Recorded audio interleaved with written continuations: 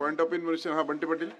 सभापती महोदय, अत्यंत महत्त्वाच्या विषयावर मी पॉइंट ऑफ इन्फॉर्मेशन दिले. सभापती महोदय, आझाद मैदानवर या राज्यातले 60,000 शिक्षकांचा विषय असलेले जवळजवळ 10,000 शिक्षक कालपासून भर उन्हा पावसामध्ये आंदोलन करत आहेत.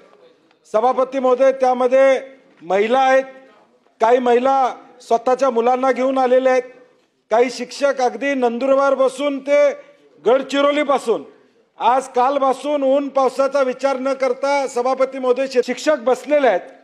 सभापती महोदय, राज्य शासनानं 14 ऑक्टोबर 2024 रोजी मंत्रिमंडळाचा निर्णय होऊन 1 जून 24 पासून 20% टप्पा अनुदानाचा निर्णय घेतला. 15 ऑक्टोबरला आचारसंहिता लागली. आचारसंहिता लागण्यापुरतं दाखवण्यापुरतं हा GR झाला असं आमचं मत आहे. कारण की त्यानंतर आज 9 महिने झाले सभापती महोदय, राज्य शासनाचा GR निघतोय परंतु अंमलबजावणी होत नाही. किती पैसे लागणार आहेत? 1100 कोटी रुपये या ठिकाणी लागणार आहेत. फार मोठी रक्कम नाही. इकडे शक्तीपीठासाठी 18,000 कोटी रुपये खर्च करायला लागलाय तुम्ही.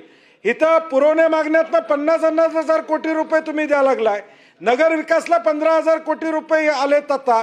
आणि या शिक्षकांसाठी मात्र टप्पा अनुदान 1100 कोटी रुपयेचं मिळत नाही. सभापती महोदय, काल मंत्री महोदय गिरीश महाजनजी तिथं आझाद मैदानला येऊन गेले.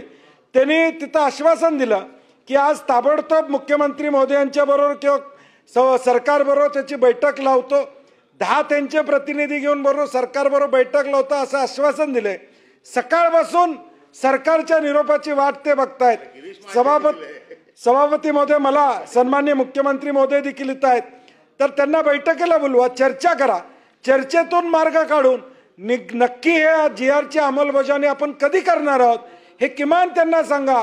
10,000 लोक जर तिथं बसले असतील आणि सरकार त्याच्याकडे दुर्लक्ष करत असेल तर आपल्या माध्यमातून किमान सरकारने यामध्ये लक्ष घालावं अशी आमची भूमिका आहे.